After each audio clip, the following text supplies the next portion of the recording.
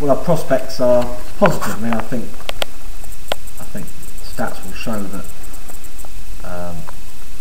the Exeter teams of the last 5 or 6 seasons have improved in the second half of the season. I'm hoping that will be the same this year.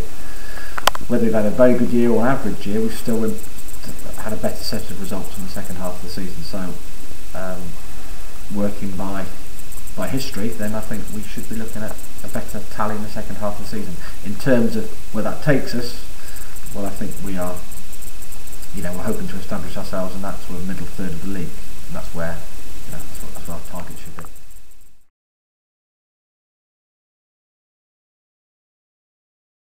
I think all players will be improving under the way we give them extended opportunities in the team. A lot of clubs would have a player will make a bad performance or two and they'll be out. We stick with players, so players will always have the opportunity to develop.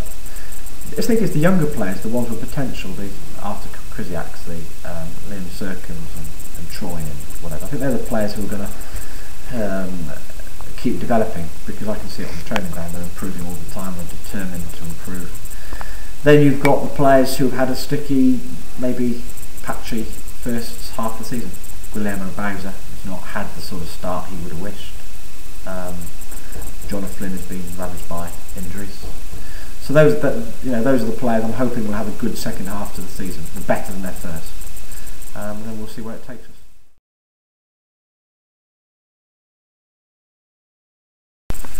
He will continue to get better. He's incredibly determined.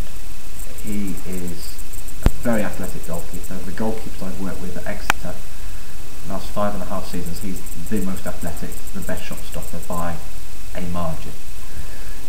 What he has to do is he has to understand how to put his game together and have a presence, affect the players around him, especially the back four, give them confidence, add something to other players without necessarily doing anything yourself.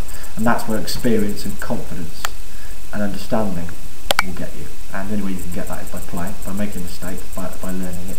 The keeper we've had with the biggest effect on others, the best goalkeeper we've had, has been Ben Hamer. Ben Hamer was not as good a shot stopper as Arthur, was not as athletic, or is not as athletic. But he has a presence and an effect on those around him. Arthur will gain those things with playing, with experience, with work.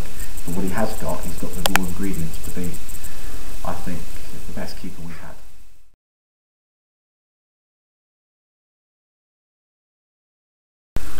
Well, they'll have a long coach trip home on New Year's Eve from Colchester, which will give them every opportunity to celebrate as much as they wish. There'll be no rules on what they can and can't sing on the bus, so they'll be encouraged to hopefully celebrate a win or a draw away at Colchester, and but they'll be, I'm sure, very well aware we've got a very big game on Monday against Yo.